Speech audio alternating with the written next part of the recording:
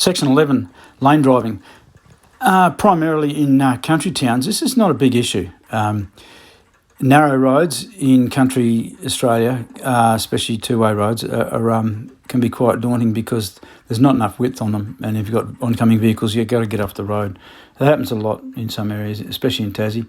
So your lane driving obviously is common sense, but in places like the cities, you've got to be in your lane properly, and you've got to be not drifting from one lane to the other. When I first went for my instructor's licence many years ago, one point I did get off this was I was unnecessarily lane changing, and it was a fair point. It's not worth a lot, but I changed lanes to get away from cars that were slowing down, etc., but I wasn't supposed to do that. So with lane driving, make sure you plan ahead.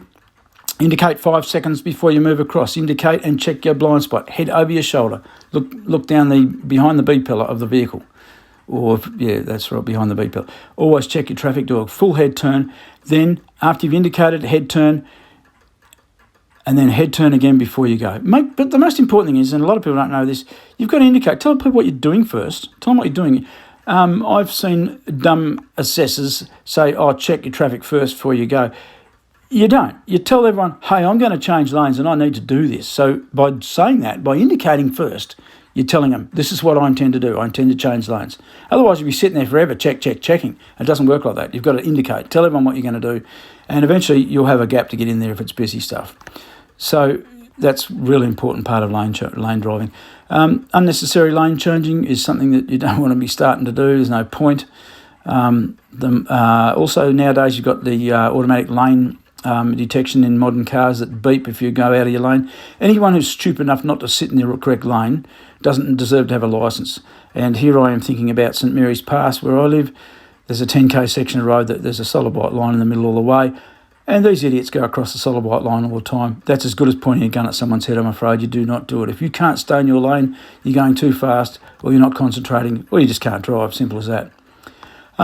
Also, checking traffic when changing lanes, obviously I've just mentioned that, and don't use the wrong lane. Obviously, if you keep to your left all the time, but if you're in an 80 zone and beyond, 80 and above, you can be in either lane you want to.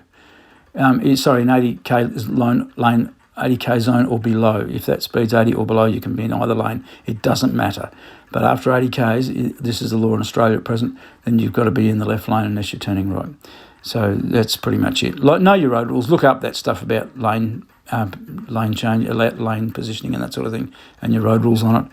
It's not hard, but checking traffic's critical. You don't want to hit the car beside you. That's very important.